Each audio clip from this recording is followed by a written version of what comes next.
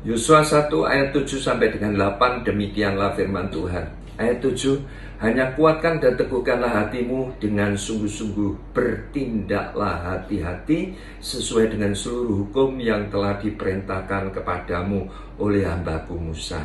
Janganlah menyimpang ke kanan atau ke kiri, supaya engkau beruntung kemanapun engkau pergi. Ayat 8, janganlah engkau lupa memperkatakan kitab Taurat ini, tetapi renungkanlah itu siang dan malam, supaya engkau bertindak hati-hati sesuai dengan segala yang tertulis di dalamnya, sebab dengan demikian perjalananmu akan berhasil dan engkau akan beruntung. Jadi dari ayat ini, saudara, ada dua pesan Tuhan kepada bangsa Israel sebelum mereka ini masuk tanah perjanjian. Dan kalimat ini diulang-ulang di kedua ayat ini, yaitu bertindaklah hati-hati. Jadi itu pesan Tuhan, bertindaklah hati-hati. Demikian pula masuk di dalam masa-masa pandemi, hidup di zaman sekarang ini, Tuhan ingatkan supaya saudara dan saya mengalami keberhasilan, kita harus bertindak hati-hati. Terutama dalam apa? Dalam hal perkataan kita, dalam pikiran kita, dalam perilaku kita. Ini penting sekali, saudara.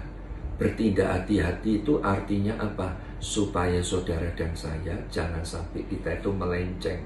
Jangan sampai saudara dan saya itu sebagai orang yang sudah terima Yesus sebagai Tuhan dan Juru Selamat kita ini tadi menyimpang. Ya, jangan sampai salah, jangan sampai lengah, jangan sampai buka celah. Ya, perkataan kita di dalam keluarga kita, di dalam pelayanan, di dalam pekerjaan kita harus dijaga. Jangan sampai perkataan kita itu suka melukai orang lain. Jangan, saudara. Demikian pula berbicara tentang pikiran kita, juga harus bertindaklah hati-hati terhadap pikiran kita. Sebab ditulis di dalam Amsal 4 ayat 23, ya, berhati-hatilah terhadap apa yang kau pikirkan, sebab pikiranmu mengendalikan hidupmu. Jadi pikirkan yang baik-baik, maksudnya begitu, saudara. Kita harus hati-hati. Jadi jangan oleh karena goncangan yang sedang terjadi, problem permasalahan yang Tuhan izinkan, kita tidak hati-hati. Pikiran kita ini tadi mengada-ngada, ya, pikiran kita itu senantiasa negatif. Lah itu bahaya sekali, saudara. Itu yang akan terjadi di dalam kehidupan. Sebab apa? Berbicara tentang pikiran itu sama seperti tanah. Tanah itu tidak pernah milih. Ada orang bawa benih padi, ditaruh di tanah, ditumbuhkan jadi pohon padi. Ada orang bawa benih salak, ditaruh di tanah, ditumbuhkan jadi pohon salak. Demikian pula dengan pikiran kita itu tidak pernah milih. Jadi kalau kita itu tidak hati-hati, pikir yang buru-buru terus, bahaya itu yang akan bertumbuh. Demikian pula dengan perilaku kita. Kita harus bertindak hati-hati, saudara.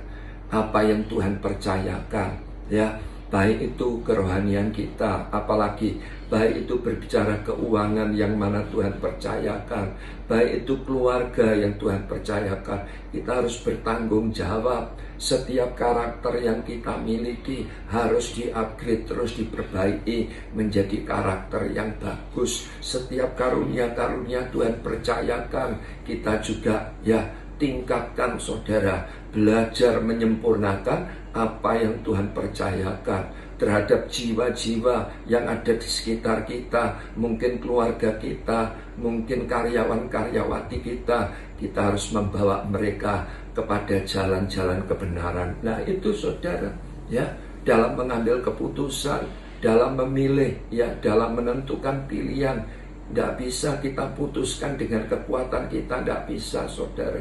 Yang artinya apa? Kita harus bertindak hati-hati. Artinya kita harus libatkan Tuhan. Kita harus libatkan pimpinan Roh Kudus menghadapi berbagai apa, saudara, ya, variasi kehidupan. Bisa berhasil, kan gitu, ya, bisa menghadapi kesulitan. Nah, kita harus belajar, yang artinya kalau kita berhasil, jangan sampai kita melupakan Tuhan. Kalau kita menghadapi kesulitan, kita harus belajar mengucap syukur, saudara. Jadi jangan bersungut-sungut. Itu yang Tuhan pesankan, supaya apa? Supaya kita itu mengalami keberhasilan. Ya, bertindaklah hati-hati.